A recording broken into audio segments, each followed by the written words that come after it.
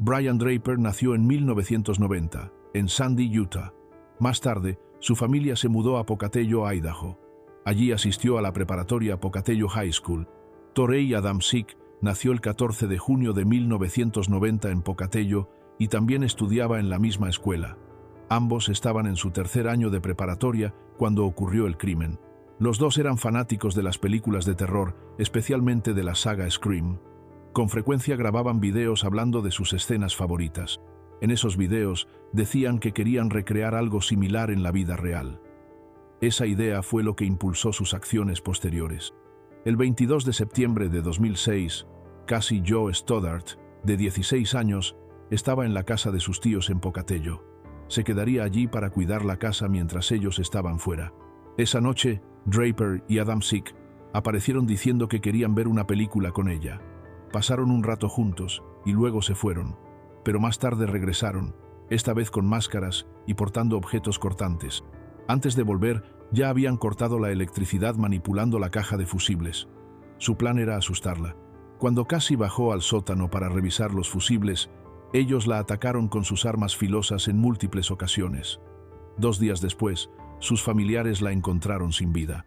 Al principio, la policía sospechó del novio de Cassie, Matt Beckham, ya que había estado con ella más temprano esa noche. Se sometió a un detector de mentiras y lo pasó sin problema. También mencionó que Draper y Adamczyk habían pasado por la casa. Fue entonces cuando los investigadores centraron su atención en los dos jóvenes. Durante el interrogatorio, al principio negaron todo, pero después confesaron lo que habían hecho. Draper llevó a los oficiales hasta Black Rock Canyon. Allí encontraron las máscaras, las armas y una cinta de video. En esa cinta, ambos explicaban con detalle cómo planearon atacar a Cassie. Querían volverse famosos y sentían una especie de emoción al llevar a cabo actos así. Se inspiraron en las películas de Scream y en la masacre de Columbine. Incluso llegaron a escribir una lista con los nombres de otras posibles víctimas. Ambos fueron juzgados como adultos. El 17 de abril de 2007, Draper fue declarado culpable. El 8 de junio del mismo año, Adamczyk también fue hallado culpable. A cada uno se le impuso una cadena perpetua sin posibilidad de libertad condicional. Además, recibieron otra condena de 30 años a cadena perpetua por planear el crimen. Hoy en día, ambos se encuentran en el Instituto Correccional del Estado de Idaho, cerca de Kuna. En una entrevista posterior, Draper dijo que antes de esa noche se sentía invisible. Le confesó al entrevistador: «Me sentía como un don nadie. Pensé que si hacía algo grande y malo, por fin sería alguien». También dijo que deseaba poder volver atrás y detenerse a sí mismo. Adamczyk intentó que redujeran su condena, pero en 2019, la Corte Suprema de Idaho decidió mantenerla tal como estaba. ¿Por qué eligieron a Cassie Jo? La eligieron porque estaba sola en la casa. Eso les facilitó llevar a cabo su plan sin que nadie se diera cuenta de inmediato. ¿Y qué papel jugó la cinta de video en el caso? Fue una prueba clave. Mostraba exactamente cómo planearon todo, dejando pocas dudas sobre lo que hicieron y por qué. La siguiente adolescente siguió a alguien en quien confiaba y terminó viviendo una pesadilla. Tyler Witt nació en 1994 y creció en El Dorado Hills, California, junto a su madre, Joanne Witt, quien trabajaba como ingeniera asistente para el condado. De niña, Tyler era vista como una joven dulce. Su madre apoyaba sus intereses, pagaba sus clases de equitación, cocinaban juntas y veían películas. Pero cuando Tyler entró en la adolescencia, su relación se deterioró. Empezaron a discutir constantemente, incluso llegaron a agredirse físicamente. Stephen Colbert nació en 1989. Comenzó una relación con Tyler cuando él tenía 19 años. Al principio, Joanne Witt no aprobaba esa relación debido a la diferencia de edad, lo que generó una creciente tensión en casa. Pero ¿por qué permitió Joanne que un hombre de 19 años viviera en su hogar con su hija de 14? Tyler le dijo a su madre que Stephen era gay y solo un amigo cercano. Joanne le creyó y, al no ver peligro, dejó que se quedara. En junio de 2009, la tranquila ciudad de El Dorado Hills fue sacudida por un crimen impactante.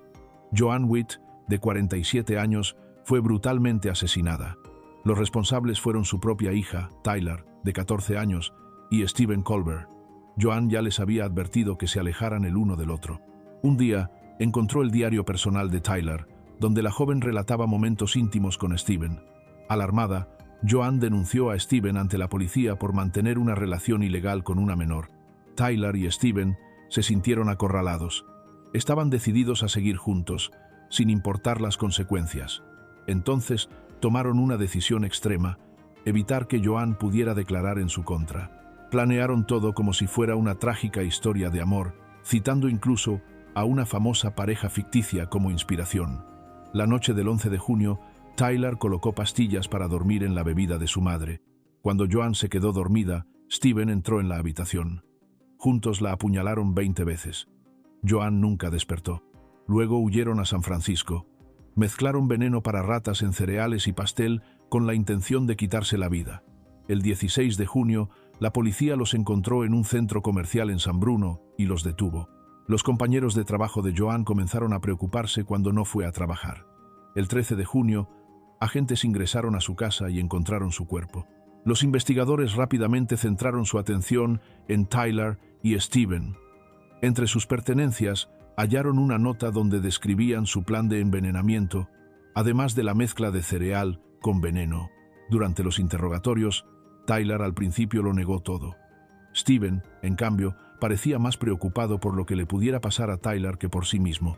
Tiempo después, Tyler aceptó un trato con la fiscalía. Se declaró culpable de homicidio en segundo grado a cambio de testificar contra Steven. El juez le impuso una condena de 15 años a cadena perpetua. En el juicio, Tyler afirmó que ella no pudo hacerle daño a su madre y que fue Steven quien la mató. Steven dijo lo contrario, que Tyler había atacado primero. El jurado se inclinó por la versión de que él cometió un asesinato premeditado. Fue sentenciado a cadena perpetua sin posibilidad de libertad condicional. En agosto de 2022, tras pasar alrededor de 13 años en prisión, Tyler obtuvo la libertad condicional. Steven sigue cumpliendo su condena sin opción a salir. A continuación, conocerás a dos adolescentes cuya amistad se convirtió en una trampa mortal y dejó el cuerpo de un compañero de clase hecho pedazos. Elizabeth Roxanne Haysom nació en 1964, en Saskatchewan, Canadá. Creció rodeada de privilegios. Su padre, Derek Haysom, dirigía una empresa de acero. Su madre, Nancy Haysom, era una figura social muy conocida. Elizabeth tenía porte, hablaba con seguridad y se expresaba con elegancia. En 1984 ingresó a la Universidad de Virginia. Jens Soring nació en 1966 en Bangkok, Tailandia. Su padre era diplomático alemán, así que Jens pasó su infancia mudándose de un país a otro. Ganó una prestigiosa beca Jefferson para estudiar en la Universidad de Virginia. Allí fue donde conoció a Elizabeth. Se enamoraron casi de inmediato. Pero no fue un romance juvenil inocente. En pocos meses, su relación se volvió obsesiva y controladora. Se alejaron de sus amigos y empezaron a intercambiar cartas cargadas de fantasías oscuras, comparaciones retorcidas y promesas de amor que cruzaban la línea entre el afecto y el peligro. No eran el tipo de personas que uno esperaría ver vinculadas a uno de los crímenes más brutales en la historia de Virginia. Elizabeth Haysom era elegante e inteligente, criada en una familia adinerada en Canadá. Jens Soring era un joven carismático y brillante, hijo de un diplomático alemán. Pero detrás de su historia de amor había una obsesión enfermiza, una obsesión que los llevó a la traición, la tragedia y a un largo proceso judicial. El 30 de marzo de 1985, los padres de Elizabeth, Derek y Nancy Haysom fueron encontrados sin vida en su casa en Lynchburg, Virginia. La escena era brutal. Derek tenía 36 puñaladas. Nancy, más de 8, y su garganta había sido cortada tan profundamente que casi fue decapitada. No parecía un robo al azar. Todo indicaba que fue algo personal. Al principio, los investigadores no sabían quién pudo haber cometido el crimen. Elizabeth y su novio Jens estaban lejos cuando se descubrieron los cuerpos. Dijeron que habían salido de viaje, pero esa coartada empezó a desmoronarse. Elizabeth había rentado un auto en Charlottesville ese fin de semana. Afirmaron que habían hecho un viaje romántico a Washington, D.C., pero los recibos de gasolina y el kilometraje indicaban que el vehículo había recorrido la distancia exacta hasta la casa de sus padres y luego había regresado. Pero, ¿quién llevó a cabo el crimen? Al principio, Jens Soring confesó. Dijo que lo hizo para proteger a Elizabeth. Ella le había contado que sus padres la trataban mal y controlaban su vida. Jens creyó que, Si ellos desaparecían, podrían estar juntos sin obstáculos. Después, Jens cambió su versión.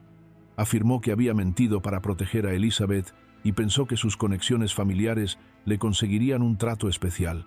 Luego aseguró que fue ella quien planeó todo, e incluso insinuó que pudo haber sido ella quien cometió el crimen. Tras el crimen, la pareja huyó, primero a Nueva York y luego a Europa. Usaron nombres falsos y se movieron por varios países. En abril de 1986, la policía británica los arrestó en Londres por usar identidades falsas y emitir cheques sin fondos. Cuando las autoridades descubrieron quiénes eran, Estados Unidos solicitó su extradición. Jens se resistió, temiendo recibir la pena máxima. Elizabeth, en cambio, aceptó cooperar. El juicio de Elizabeth fue primero, en 1987. Se declaró culpable de haber ayudado a planear el crimen. En la corte, admitió que odiaba a sus padres. Ellos desaprobaban su relación y ella se sentía atrapada.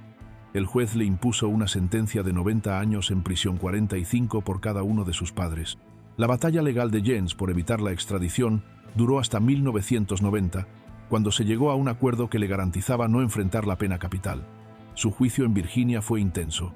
La fiscalía argumentó que él fue quien cometió los actos, movido por el amor y la ira. Su defensa sostuvo que era un joven manipulado por Elizabeth. En 1990, Jens fue declarado culpable de 2 cargos de homicidio en primer grado. Fue sentenciado a 2 cadenas perpetuas. ¿Qué selló su destino? Una huella de calcetín impregnada en sangre coincidía con su talla. Sus propias declaraciones aún, que luego las negará, jugaron en su contra.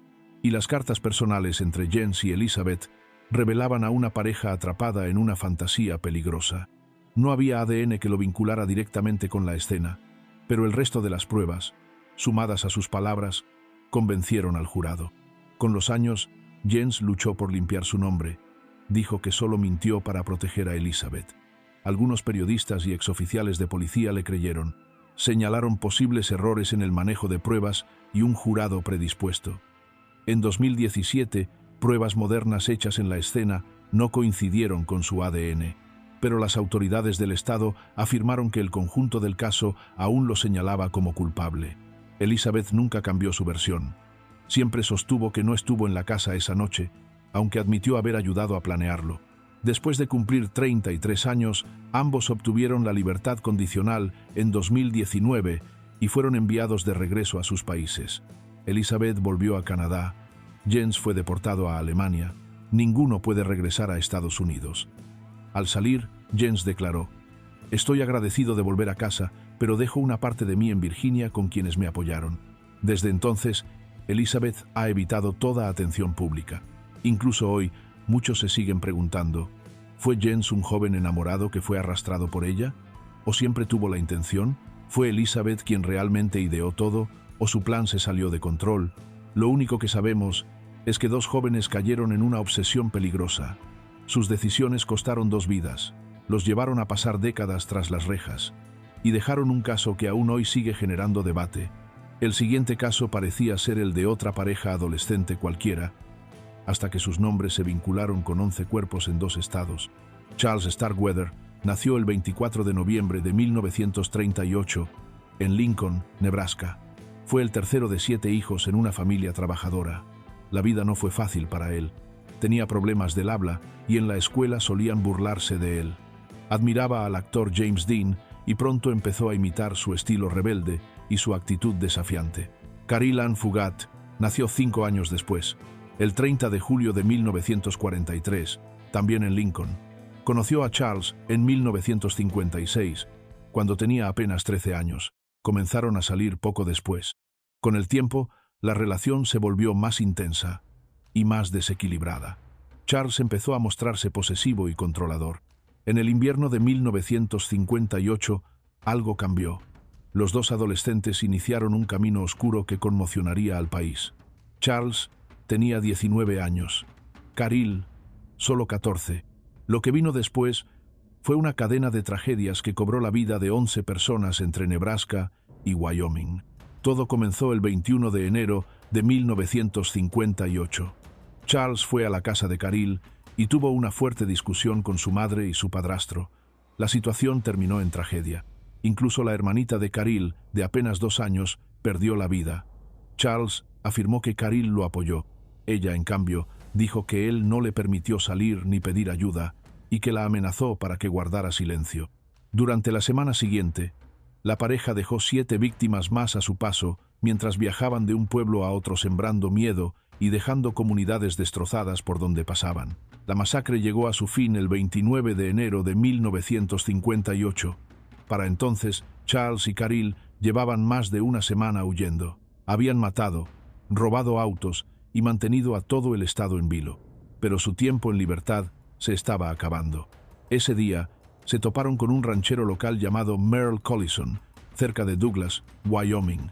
Intentaron robarle el coche, pero las cosas no salieron como esperaban. Charles no pudo manejar el vehículo. No entendía los controles. Un automovilista que pasaba se detuvo para ayudar, pero pronto notó que algo no estaba bien. Charles sacó un arma, pero el conductor logró arrebatársela. Pocos momentos después, llegó la policía. Charles huyó en otro auto robado, mientras los agentes lo perseguían de cerca. La persecución terminó a las afueras del pueblo. Los oficiales dispararon contra el coche, obligándolo a detenerse. Charles se rindió y fue arrestado. Caril fue encontrada poco después. Le dijo a la policía que había estado retenida contra su voluntad todo el tiempo. Pero los investigadores comenzaron a dudar. Se preguntaron si en algún momento Caril pudo haber escapado o pedido ayuda. Señalaron que viajó con Charles voluntariamente y nunca alertó a nadie. Sus acciones fueron utilizadas en su contra durante el juicio. Charles fue juzgado por el asesinato de Robert Jensen y declarado culpable. Recibió la pena capital y fue ejecutado en la silla eléctrica el 25 de junio de 1959. No dio ninguna declaración final en público. En cartas privadas a sus padres, no mostró ningún arrepentimiento. El juicio de Caril fue después. Charles testificó en su contra, diciendo que ella lo había acompañado por voluntad propia. Esa declaración tuvo mucho peso ante el jurado. No aceptaron su versión de que fue obligada. Fue sentenciada a cadena perpetua. Caril cumplió 17 años de prisión antes de obtener la libertad condicional en 1976. Luego se mudó a Michigan y se ha mantenido alejada del ojo público desde entonces. Hasta el día de hoy hay debate sobre su verdadero papel en los hechos. Algunos creen que fue juzgada con dureza, otros aseguran que compartió la responsabilidad por lo ocurrido. Los próximos adolescentes eran jóvenes, rabiosos y rotos por dentro, pero nadie imaginó lo que harían, solo por diversión. En enero de 2005, Adrian Reynolds, de 16 años, desapareció en East Moline, Illinois. Al principio nadie sabía qué había ocurrido. La verdad señalaba a 2 de sus compañeros de clase, Sarah Kolb y Corey Gregory. Este caso demostró lo rápido que un drama adolescente puede volverse mortal. Sarah tenía 16 años y vivía con su madre y su padrastro en Milan, Illinois. En el Black Hawk College Outreach Center se mostraba segura de sí misma. Algunos la consideraban popular. Sin embargo, tenía fama de lanzar amenazas que pocos tomaban en serio. Corey, de 17 años, vivía con su madre en Moline. Recién se había transferido desde Moline High School, donde conoció a Sarah. Ella lo llamaba su mejor amigo. Corey era callado, y muchos creían que Sarah ejercía control sobre él. El 21 de enero, Sarah invitó a Adrian a almorzar a Taco Bell. Corey fue también, junto con otro amigo, Sean McKittrick. Durante la comida, Sarah y Adrian discutieron. Sean se sintió incómodo y se fue antes. Después, en el estacionamiento, todo empeoró. Corey sujetó a Adrian y Sarah usó un cinturón para quitarle la vida. Tras el crimen, Sarah y Corey condujeron hasta la granja de los abuelos de Sarah en Aledo, Illinois. Intentaron quemar los restos con gasolina, pero el fuego no funcionó. Entonces llamaron a Nathan Gaudet, de 16 años. Nathan usó una sierra de mano de su abuelo para desmembrar el cuerpo.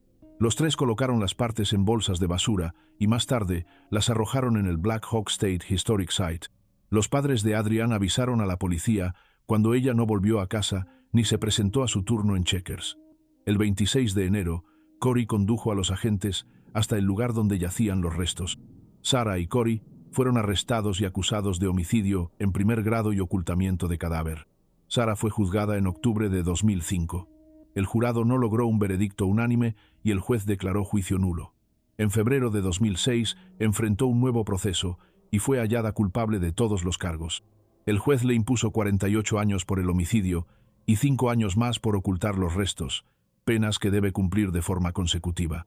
En julio de 2006, Corey se declaró culpable de los mismos cargos. Recibió un total de 45 años, 40 por el homicidio y 5 por ocultar los restos. En 2022, Corey, ahora conocido como Harley Quinn, regresó a la corte porque los jueces señalaron que la sentencia original no se ajustaba a un menor de 18 años. Sin embargo, volvió a recibir la misma condena total. En esa audiencia, Harley dijo: «Si pudiera dar mi vida, lo haría. Lo siento. Sé que no cambia nada. Sé que nunca me perdonarán y no lo pido, porque no lo merezco». Sarah ha solicitado clemencia, alegando que era una menor y puede cambiar, pero los tribunales han mantenido su condena completa. Argumentan que el plan fue claro y que ella aún no muestra remordimiento alguno. Shirley Wolf nació en 1969. Desde los 2 años fue víctima de maltrato por parte de su padre. Años después, él fue declarado culpable y pasó solo 100 días en prisión. Después de eso, Shirley vivió en hogares de acogida y casas grupales. Se comportaba de forma rebelde y escapó en varias ocasiones. Cindy Collier nació en 1968. Sus padres se separaron cuando ella tenía apenas 1 año. Más tarde, denunció que un familiar y otro hombre abusaron de ella. Cindy también tuvo problemas con la ley. Participó en robos con allanamiento y mostró conductas agresivas hacia otras personas. El 14 de junio de 1983, Cindy y Shirley, 2 adolescentes, con pasados difíciles, iban de puerta en puerta en un complejo de condominios cerca de Auburn, California. Buscaban un auto que pudieran robar. Una mujer de 85 años llamada Anna Brackett les abrió la puerta. Les ofreció algo de beber y conversó amablemente con ellas. Pero tras casi 1 hora, todo cambió. Shirley usó un objeto punzante contra la señora Brackett 28 veces. La víctima no sobrevivió. Las chicas intentaron arrancar su auto, pero no pudieron. Huyeron a pie. Esa misma noche, fueron encontradas durmiendo en casa de Cindy. Ambas confesaron lo ocurrido. Las 2 dijeron que lo habían hecho por diversión. En su diario, Shirley escribió: «Hoy, Cindy y yo nos escapamos y le quitamos la vida a una anciana. Fue muy divertido». Cindy dijo lo mismo en su declaración. Afirmó que querían celebrar el hecho de haberle quitado la vida a alguien. Fueron juzgadas en un tribunal de menores. A Cindy se le consideró responsable de un acto grave y premeditado y fue internada en la Autoridad Juvenil de California hasta que cumpliera 27 años. Los abogados de Shirley argumentaron que, debido a su pasado, ella no tenía la capacidad mental para comprender lo que hacía, pero el juez no estuvo de acuerdo. Dijo que Shirley podía distinguir entre el bien y el mal y le impuso la misma medida. Durante su tiempo en la autoridad juvenil, Cindy obtuvo un título técnico en leyes. Fue puesta en libertad condicional en 1992. Desde entonces, ha vivido en el norte de California y ha criado a 4 hijos. Shirley tuvo más dificultades tras salir. Con el tiempo, empezó a colaborar con organizaciones que ayudan a personas con experiencias traumáticas en la infancia. También participa activamente en su iglesia. Los últimos casos ya no son de adolescentes, pero sus historias resuenan con más fuerza que muchas otras. Gwendolyn Gale Graham nació en 1963, en California, pero creció en Tyler, Texas. Su infancia fue difícil. Más tarde declaró que su padre había tenido conductas inapropiadas con ella, aunque esas afirmaciones nunca fueron probadas en un tribunal. Para 1986, Graham se mudó a Michigan buscando trabajo y una nueva oportunidad en la vida. Catherine Maywood nació en 1962 en Soap Lake, Washington. Se casó siendo muy joven, pero el matrimonio terminó en divorcio. Después de eso, se sintió sola con frecuencia y tuvo problemas con su peso. En cierto momento, llegó a pesar más de 450 libras, más de 200 kilos. Finalmente, consiguió trabajo como supervisora de asistentes de enfermería en el asilo Alpine Manor, en Walker, Michigan. Graham y Wood se conocieron en Alpine Manor en 1986. Comenzaron como compañeras de trabajo, pero con el tiempo iniciaron una relación romántica. Las 2 compartían un interés extraño: la asfixia. Les atraía cortar el flujo de aire durante momentos íntimos. Entre enero y abril de 1987, 5 mujeres mayores que vivían en Alpine Manor perdieron la vida de forma repentina y en circunstancias poco claras. Tenían entre 60 y 98 años, y todas sufrían problemas de memoria, como Alzheimer. En un principio, el personal asumió que se trataba de muertes naturales. No se hicieron autopsias detalladas. El caso salió a la luz en 1988, cuando Wood se lo confesó todo a su exesposo. Él alertó a la policía. La investigación comenzó y ambas mujeres fueron arrestadas en diciembre de ese año. Wood cooperó completamente y aceptó un acuerdo con la fiscalía. Se declaró culpable de un cargo de homicidio en segundo grado y de haber planeado otro. En su testimonio, Wood dijo que al principio intentaron elegir víctimas cuyos nombres formaran la palabra murder, asesinato, en inglés, pero abandonaron la idea por ser demasiado complicada. Luego, empezaron a llamar a cada asesinato un día. Usaban la frase por siempre y 5 días como símbolo de su retorcido lazo emocional. Ambas fueron arrestadas en diciembre de 1988. Wood, como parte de su trato, recibió una condena de 20 a 40 años de prisión y aceptó testificar contra Graham. Graham insistió en su inocencia. Afirmó que Wood había inventado todo para impactar a una compañera de trabajo. No había pruebas físicas que la vincularan directamente a los crímenes, pero el jurado creyó el testimonio de Wood y otras evidencias indirectas. El 3 de noviembre de 1989, Graham fue declarada culpable de 5 cargos de homicidio en primer grado y uno más por conspiración para matar. Recibió 5 cadenas perpetuas sin posibilidad de libertad. Wood cumplió casi 30 años antes de obtener la libertad condicional en enero de 2020. Su liberación provocó indignación. Las familias de las víctimas temían que siguiera siendo un peligro. Graham sigue encarcelada en Michigan. Fue completamente cierto el testimonio de Wood. Con el tiempo, su historia ha cambiado. En un momento, incluso dijo que lo había inventado todo por venganza, porque Graham la había dejado. Esas contradicciones generan dudas reales sobre cuánto vio y cuánto hizo realmente. ¿Podrían haber más víctimas? Las autoridades sospechan que podrían estar relacionadas con otras muertes ocurridas en Alpine Manor, pero no hay pruebas suficientes para presentar nuevos cargos. Tal vez nunca sepamos cuántas personas fueron realmente afectadas por ellas. A continuación, una hija, su pareja y un plan para acabar con la vida de sus padres. ¿El motivo? No es lo que imaginas. Número 8. Jennifer Pan y Daniel Wong, Canadá. Edad al momento de la sentencia. Jennifer Pan, 28 años. Daniel Wong, 28 años. Jennifer Pan nació en 1986 en Markham, Ontario. Sus padres, Bich Ha y Huey Han Pan, habían emigrado desde Vietnam a Canadá. Eran extremadamente estrictos con la disciplina y el rendimiento académico. Al principio, Jennifer parecía cumplir con todo lo que ellos esperaban, pero en secreto falsificaba sus calificaciones y se inventaba premios. Le decía a su familia y amigos que estudiaba en la Universidad Ryerson y más tarde en la Universidad de Toronto. En realidad, pasaba sus días en cafeterías o dando clases de piano. Daniel Wong nació en 1985. Su familia era de origen chino y filipino. Conoció a Jennifer en la secundaria y conectaron rápidamente a través de la música. Daniel ya había tenido problemas con la ley por delitos relacionados con sustancias ilegales y estaba involucrado en el tráfico de marihuana. La relación siempre estuvo bajo presión, ya que los padres de Jennifer no aprobaban a Daniel.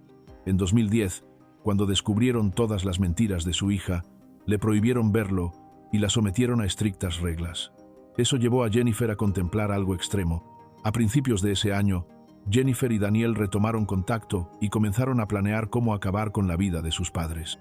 Creían que, si ellos desaparecían, podrían estar juntos y cobrar el dinero del seguro de vida. Para llevar a cabo el plan, Daniel presentó a Jennifer con Lenford Crawford, apodado Homeboy, quien aceptó realizar el acto por un pago de $10. El 8 de noviembre de 2010, Jennifer dejó entrar a un grupo de personas a la casa de su familia. Se dejaron escenas para aparentar que ella también era una víctima. La ataron para simular un robo. Su madre, Bich, recibió 3 disparos y falleció en el lugar. Su padre, Han, fue herido en la cara y el hombro, pero logró sobrevivir. Al principio, Jennifer aseguró que había sido víctima de un robo, pero su historia tenía muchas contradicciones. El testimonio de su padre tampoco coincidía con lo que ella decía. El 22 de noviembre de 2010, Jennifer fue arrestada. En los meses siguientes también detuvieron a Daniel y a los demás implicados. El juicio comenzó en marzo de 2014 y duró casi 10 meses. La Fiscalía presentó una gran cantidad de pruebas, incluyendo más de 100 mensajes de texto entre Jennifer y Daniel el mismo día del ataque. El jurado declaró a Jennifer, Daniel y sus cómplices culpables de homicidio premeditado, intento de homicidio y conspiración para cometer homicidio. Todos recibieron cadena perpetua sin posibilidad de libertad condicional durante 25 años. En mayo de 2023, la Corte de Apelaciones de Ontario ordenó un nuevo juicio por el cargo de homicidio premeditado. Los jueces señalaron que las instrucciones dadas al jurado en el primer juicio no fueron adecuadas. En abril de 2025, la Corte Suprema de Canadá confirmó esa decisión. Sin embargo, las condenas por intento de homicidio siguen en pie. Jennifer permanece recluida en el centro Grand Valley Institution for Women. Daniel está encarcelado en Collins Bay Institution. Tienen prohibido cualquier tipo de contacto entre ellos. Jennifer realmente creía que eliminar a sus padres era su única salida. Ella afirmó que se sentía desesperada y buscaba liberarse del control de sus padres. Pero los pasos calculados que tomó indican que todo fue premeditado. Daniel participó plenamente o fue arrastrado por Jennifer. Él ayudó a planear el crimen y puso todo en marcha. Eso demuestra que no fue solo un espectador, fue un socio activo en la ejecución del plan.